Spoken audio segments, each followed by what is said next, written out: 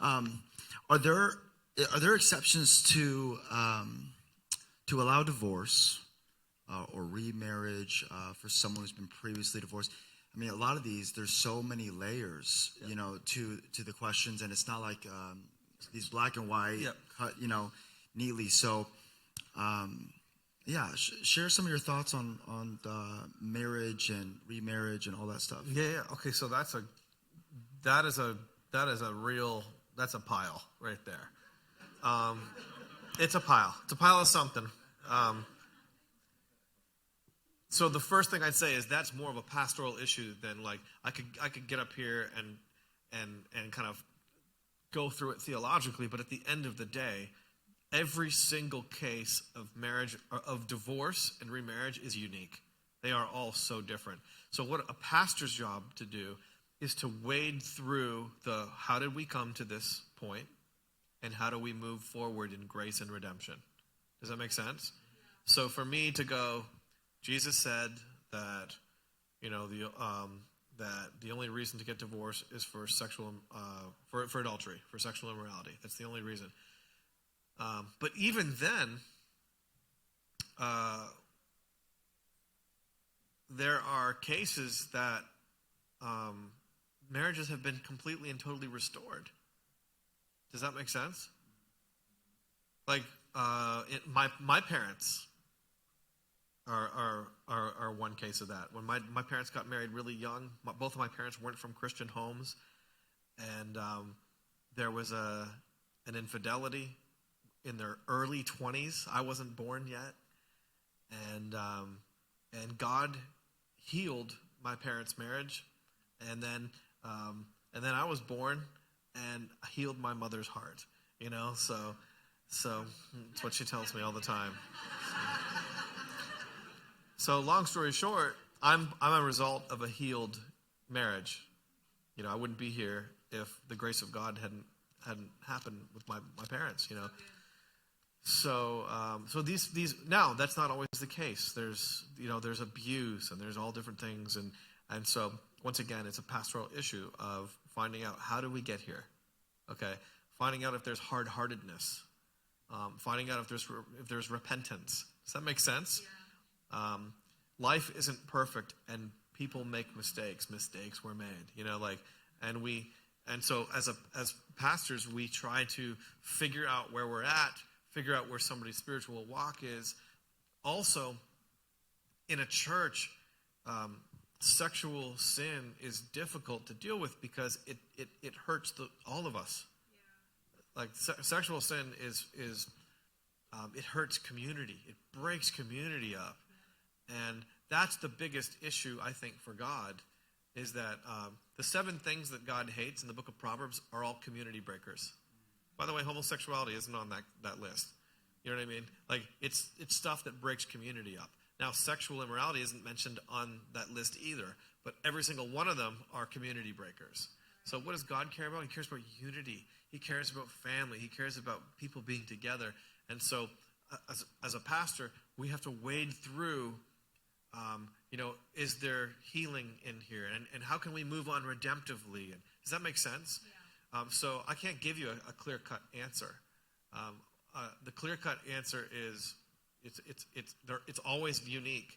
You get into these situations where it's he said, she said, or like sometimes it's super clear-cut where it's like this guy cheated 8 times on his wife. Okay, she's probably within her right.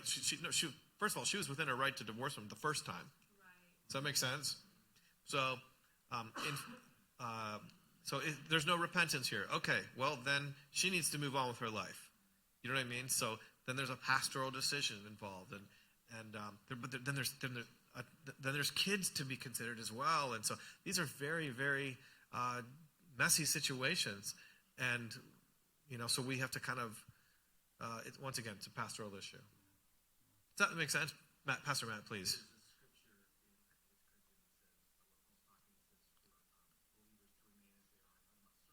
Yeah. Yeah.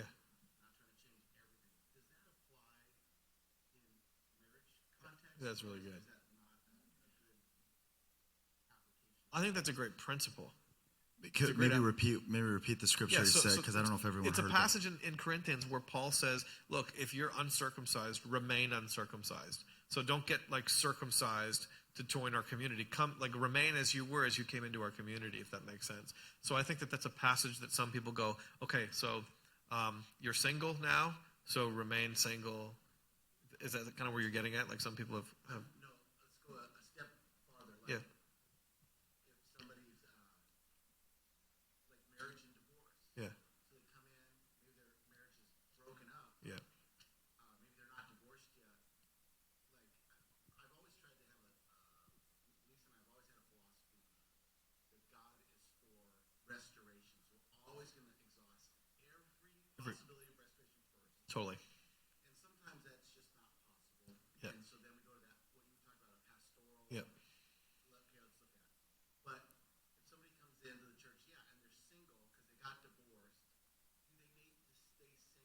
Or is there a possibility that now that they're a Christian, that God can give them a new marriage? Yeah. Like is there a place of abusing that, or is there a place of hope and redemption for Right. people? How do you see that? Yeah, totally. And I would go back to did everybody hear Matt's question?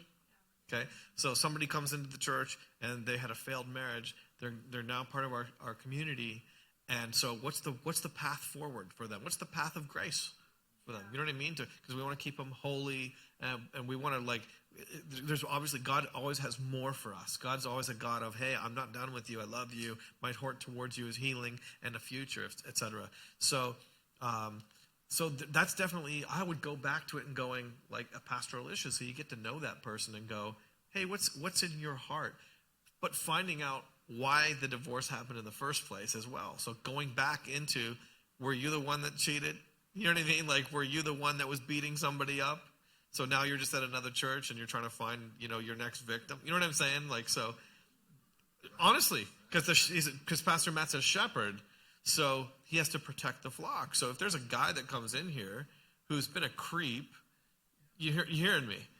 You know what I mean? Like, so we need to know those who labor among us in the Lord, right? Like, so that's Matt and Lisa's job, obviously. So there's so many different angles that we could come at this. But at the end of the day, that's why I always kind of say this is a pastoral issue where Matt and Lisa are going to go, dude, our heart is always going to be for restoration, for the best for you. So maybe the best for you, maybe you were wounded and you were the one who suffered in the divorce. And maybe you're feeling like, you know what, I am sick of men and I need about a good 20 years to not be around them. Like, hey, we're going to be with you. You know what I mean? Yeah. Or maybe going, you know what, I feel like maybe there could be one day somebody. And, and I've seen, a mom who had been divorced with kids, and she had been left out to dry, and after a number of years, she met somebody, and does that make sense? But these are very case-to-case issues. So when we just clear-cut, if you get married after a divorce, you're going to hell. It's just like, no, probably not. But we also, Matt said earlier on, and I love this, that we try to exhaust every option to find redemption in a marriage. Does that make sense? Jesus said, because of the hardness of your hearts, Moses allowed you to write a certificate of divorce. So, when people's hearts are hard, right, we don't find resolution. But when people's hearts are soft and there's grace involved, often God can do a total miracle. It's insane. Yeah. So all that to say, I just believe, coming back to the first thing, that we need somebody to wade through the history, find out where people are at, and then go, hey, we're for you. What's the path of grace and obedience to Jesus Christ from here on in? And that's where your pastors come in. Does that make sense? Yeah.